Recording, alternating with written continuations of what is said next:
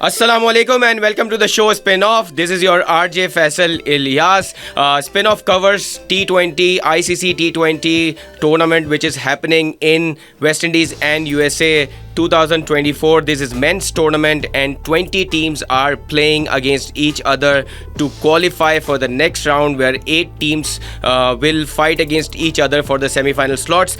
So matches are happening and I'm very excited about today's show because today we'll talk about two of the top teams in the tournament. One is India and another one is Australia. India and Australia are the top two teams, and if we look at their records, they are the ones who are going to be in the semi-finals, and one of them could lift the trophy as well. So in today's show we'll talk about these two teams because these two teams are going to play their first games tonight. India is going to play their game first against Ireland, and then another game is between Australia and Oman, which has already played in the tournament. So we'll talk about these two teams. We'll talk about the matches that have already happened yesterday. One was between Netherlands and Nepal, and the another one was between England and Scotland. Although the England-Scotland game washed out due to the rain, but that game also happened for one inning. So we'll talk about these two games. We'll talk about Australia and India today. So the first game that we are going to discuss about today is the game that was played yesterday between Netherlands and Nepal. Although it looked like that it's going to be easy for Netherlands to win this game, but it wasn't that easy. Netherlands won the toss and it was a good toss to win because they opted to ball first, whereby they were able to see the conditions of the pitch and they also knew as to how they have to score their runs. It was a very tough batting for Nepal. They were able to manage only 106 runs, and when we talk about Netherlands bowling, it was outstanding up front. Logan van Beek was able to charge with the new ball, and with him Tim Pringle also was very good. They both were able to take early wickets. Both of them took 3 wickets each in the end, and Pringle's performance was so good that he was awarded the man of the match as well. If we talk about Netherlands batting, it was only Rohit Paudel who could score some runs, and he was able to score 35 runs off 37 balls. But like we discussed earlier, that for all of these minnow teams who are participating in this T20 World Cup, it's important for these teams to have this experience of playing against bigger teams. Although Netherlands is not that big team, but Netherlands also is one of the teams which has the capability to even upset bigger teams. So it's going to be a good experience for Nepal. Eventually, when we talk about Netherlands batting, it wasn't that easy. Like I said, it was difficult for them to even chase down 106 runs. But eventually, they were able to chase down the score in 18.4 overs, and for them the best batsman was Max O'Dowd, who scored 54 runs off 48 balls. So as we have seen the trend in this World Cup, it's difficult to make big runs in the West Indies grounds, and grounds in USA are generally, especially the one where USA and Canada played, are the grounds where there are big runs in the ground. So this game was also a low scoring game, but eventually Netherlands managed to win and secure their 2 points in the T20 World Cup 2024. And like I said, Tim Pringle from Netherlands was the player who was awarded the man of the match award for the game. And when we analyze this game completely, it was a competing game, and this is what is important for this World Cup. And I know that first game of Pakistan will start from 6th of June. So all of you guys are waiting for Pakistan game to happen. And yesterday we also analyzed some of the strengths of Pakistani team. And today we'll also try to talk a little bit more about how Pakistani players are expected to play in this tournament. I want you guys also to jump into this discussion. You have our WhatsApp number. You can text into us with your feedback on what combination should Pakistan go into in the game on 6th June, which is going to be played against USA, which is going to be the first game for Pakistan. USA has already done well in their game against Canada, so it will not be a a easy ride for Pakistan. In fact, Pakistan will have the chance to settle into this World Cup by getting this first game seriously and going with the right 11, because the next game is the marquee game that they have to play against India on 9th of June. Alright, so the second game that was played yesterday between England and Scotland was actually washed out because the rain kept falling in Barbados, and there is news that the game between India and Pakistan might also be affected because of rain. So I know all of the cricket fans will be saying rain, not again, because we have already seen Pakistan when they were playing against England in the last series before the World Cup.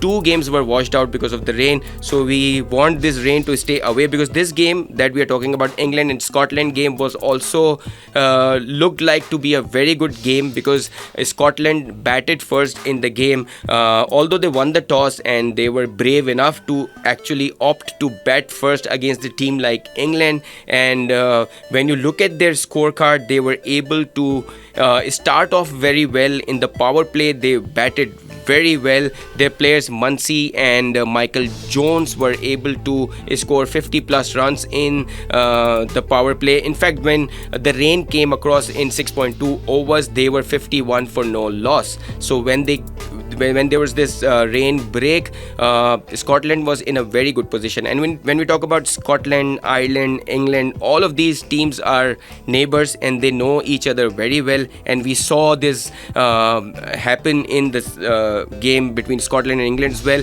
because you expect England to take wickets early and be very strong against Scotland, but that was not the case. In fact, Scotland batters looked very confident, and like I said, they started off with 51 for no loss in 6.2 overs, but then rain came, and after the rain we saw that Muncy took the charge, and he was able to do so well against England spinners, especially Adil Rashid, that they were able to score 90 runs in the 10 overs. And because of the rain, Duckworth-Lewis method came into play, and if the game had progressed, England had to chase down 109 runs, but unfortunately the rain continued and the game was abandoned.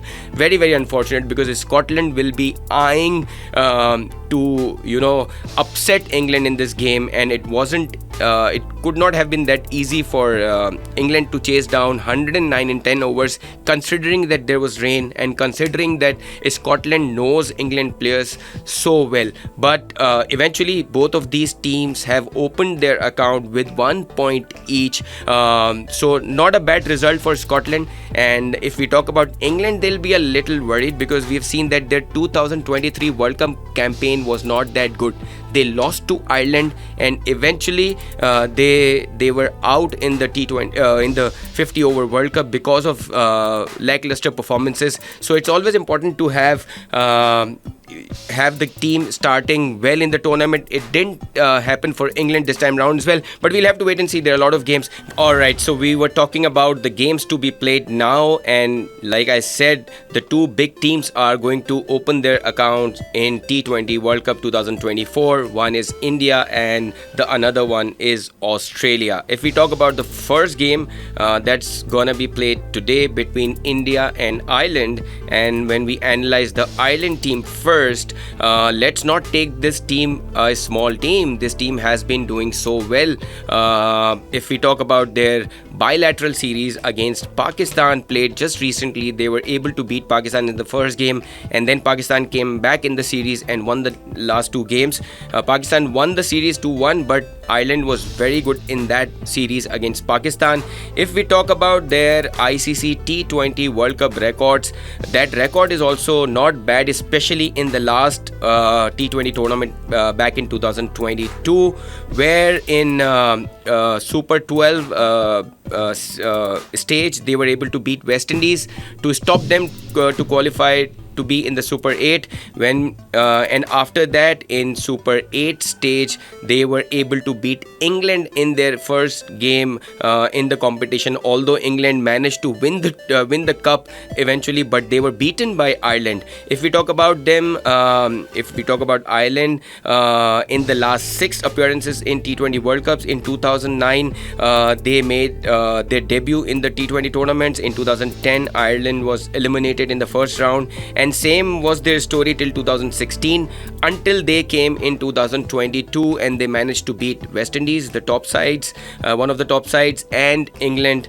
another top side, which eventually went on to win the World Cup. So exciting team Ireland is, and again they like the conditions where there is pace in the pitch, and they also are very adaptable when it comes to spin bowling, and it will not be an easy ride for India, the team which we will analyze next, because India also is coming up with a lot of things in their team, because their captain was taken out from the captaincy of Mumbai Indians, one of the top franchises in IPL, and also Hardik Pandya is going through a lot of rough time in not just cricket but in his personal life as well. I will ask you guys, because I know a lot of you guys follow IPL and you must have seen IPL in the last 2 months or so, because it's a long tournament that happens in the month of April and May, so you must have seen that tournament. And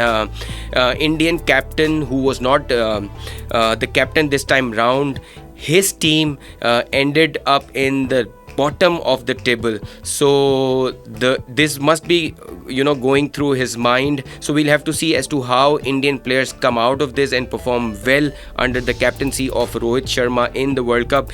If we talk about India's records in T20 World Cup, they were the winners of the first T20 tournament ever back in 2007. That happened in South Africa, and who can forget who was there in final. They beat Pakistan in the final in 2007, and then in the next season Pakistan was able to lift the trophy in 2009. But coming back to India again, in 2007 they won under the captaincy of MS Dhoni. And if we talk about India, they were winning all the ICC tournaments when most of the ICC tournaments when MS Dhoni was their captain.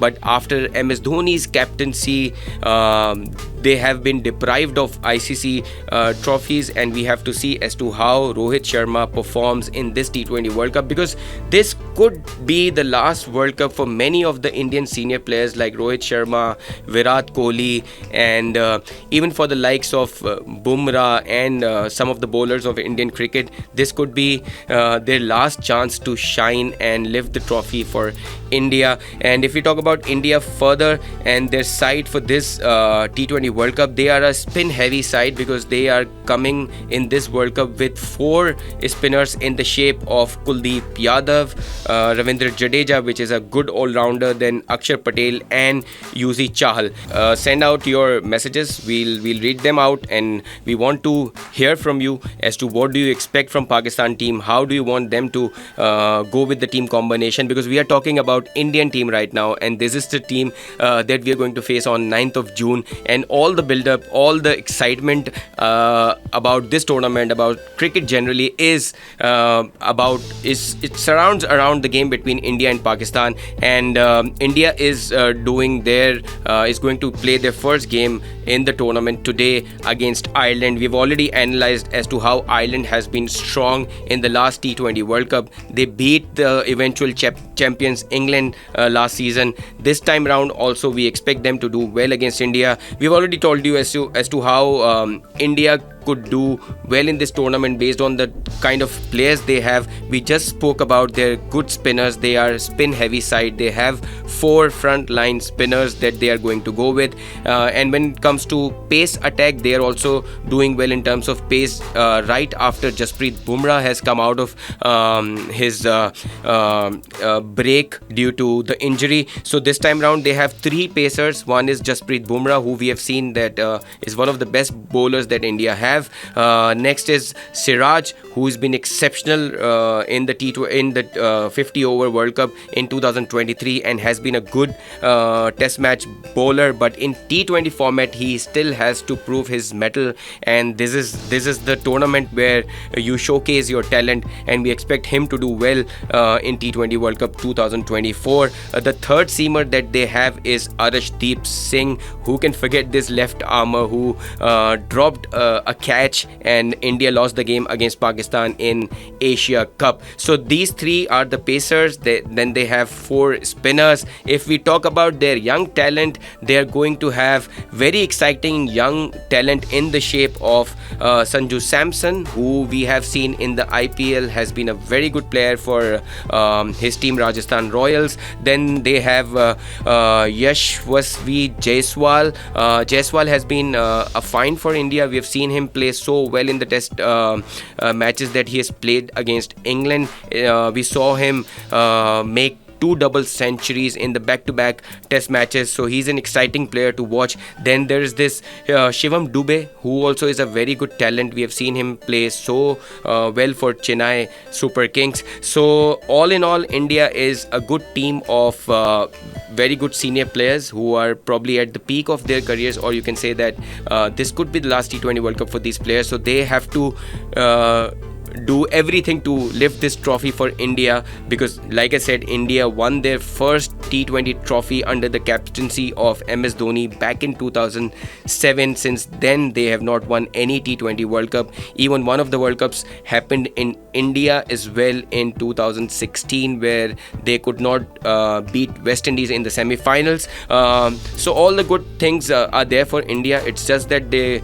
start their campaign well and do well against Ireland, and then they have to face the mighty Pakistani team on 9th of June. If we talk about this game's ground, this is going to be happen in New York, where India has already played a warm-up match. So this will also be in favor of India because they know the conditions well.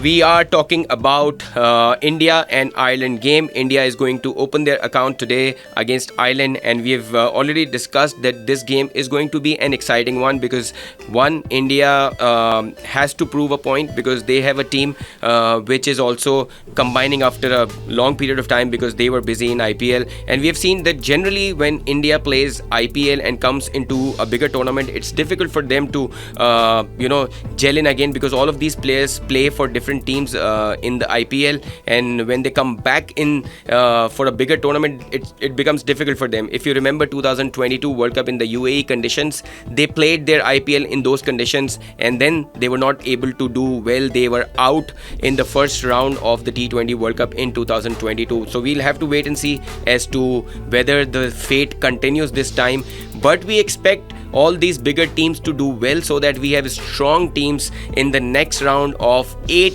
teams where all of the big teams will be playing against each other. But we should not write off teams like Ireland, Scotland, even Netherlands, because all of these teams have done very well recently, and in the shorter format even the smaller teams can do well against the bigger teams because it only requires the momentum to go in any team's favor. It only requires 1 or 2 players to perform exceptionally well on the given day, and the results could go either way. So we wish good luck to India and Ireland for this game, which is going to be played tonight at 7:30 p.m. Pakistan time. The next game before our tomorrow's show that is gonna be played is between mighty Australians and Oman, and we all know that when it comes to ICC tournaments, Australia is the team which takes most of the trophies of ICC tournaments. But in T20 World Cup, the case is slightly different because they've only won one ICC T20 championship back in 2021, and who could forget that they beat Pakistan in the semi-finals and they crushed New Zealand in the finals of 2021 T20 World Cup. So if we analyze Australian team a little, although they have to play their first game against a slightly minnow team called Oman, but still they are opening up their account in ICC T20 tournament for 2024. 2024. So we'll analyze their team. Obviously, they are coming with a great momentum. They won the 50 over tournament 2023 World Cup in India under the captaincy of Pat Cummins, but you will be surprised to know that their new captain for T20 World Cup is Mitch Marsh, and this player has been doing great for Australia, not just in T20 format but in Test cricket and 50 over format as well. But he has been given the responsibility of their captain for 2024 T20 World Cup, and this is how Australia is. They win the World Cup, they forget about it, and they move on. They come up with the new captain. Very contrasting to Pakistan, where we are used to having our captain Babar for the last 5 or 6 big tournaments. He has played 2 ICC, in fact 3 ICC T20 World Cup, including this 2024 World Cup. He has been captain for 50 over World Cup as well, and he has been captain for 2 Asia Cup tournaments as well. But Australia is completely different mindset. They are coming up with Mitch Marsh as their captain. If we talk about their history of T20 World Cups, in 2009 they did not reach the semi-finals. Like I said, in T20 format it has been a struggle for Australia, unlike any other ICC tournaments where they keep on winning. In 2010 they lost to England in the final, and that tournament was in West Indies. So remember that in West Indies they were able to reach the finals. They lost to England in the final back in 2010. It's kind of 14 years ago. The things have changed so much, but these two, England and Australia, are still the favorites to reach the semi-finals or the finals of the World Cup. In 2012 they lost the semi-finals to West Indies. Again, West Indies was the superpower of cricket at that time, especially in T20 World Cup. They won back-to-back T20 World Cups in 2012 and 2014. Alright, so we'll further analyze as to how Australia has done in the T20 World Cups, and we'll also talk about some of their good players unleashing in this T20 World Cup. So we are looking at Australia's performance in the last few T20 World Cups, and like I said, they were able to win the T20 World Cup 2021, where they beat Pakistan in the semi-finals and they were able to crush New Zealand in the finals. In 2022 they lost to England in the finals, so we have to see as to how it goes for Australia this time around. And when we talk about their captain Mitchell Marsh, he's been in very good form with the ball and with the bat, and he's been their key player in this format, especially for the last few years. If we talk about their further batting, they have David Warner, which is one of the best T20 format players, very senior, and like I said, for some of the Indian players this could be the last World Cup. He is one of the players, for him this could be the last World Cup, so he'll be trying to do great for Australia in this World Cup, just like all the Australians do. But since we touched India again, I want you guys to give me your feedback on one of the things which is very common on social media these days, that Indian team is getting special treatment from ICC on what their venues are going to be and what the conditions are going to be when they enter into the semi-finals. So I want you guys to give your feedback that whether is it true that superpower of cricket India gets this kind of treatment from ICC. When there was this 2023 World Cup going on, at that time also we were listening to a lot of such kind of news on social media. So this news is also viral on social media. I want you guys to give your feedback in today's show or tomorrow's show. You have our WhatsApp number, you can text in with your feedback on this. Coming back to Australia, they have to play against Oman tomorrow, and they are actually making Australia is actually making their team play in these conditions, and we expect them to do well because Australia generally does well in ICC tournaments, although they are not a great power in T20 ICC formats, but generally they are a great power. If we talk about their bowling, they have Pat Cummins in their ranks. Their captain Mitchell Marsh is also a bowler to watch out for. He does medium pace bowling, but one of the bowlers that they have is Mitchell Starc, who has done so well in the IPL recently, and he was the man of the finals for Kolkata Knight Riders in IPL's final. So he's the man to watch out for. We have seen him do great in the big games. Who could forget his bowling spells in the 50 over format finals, where he got big players out in his early spell. So he is going to be the bowler to watch out for. His speed, his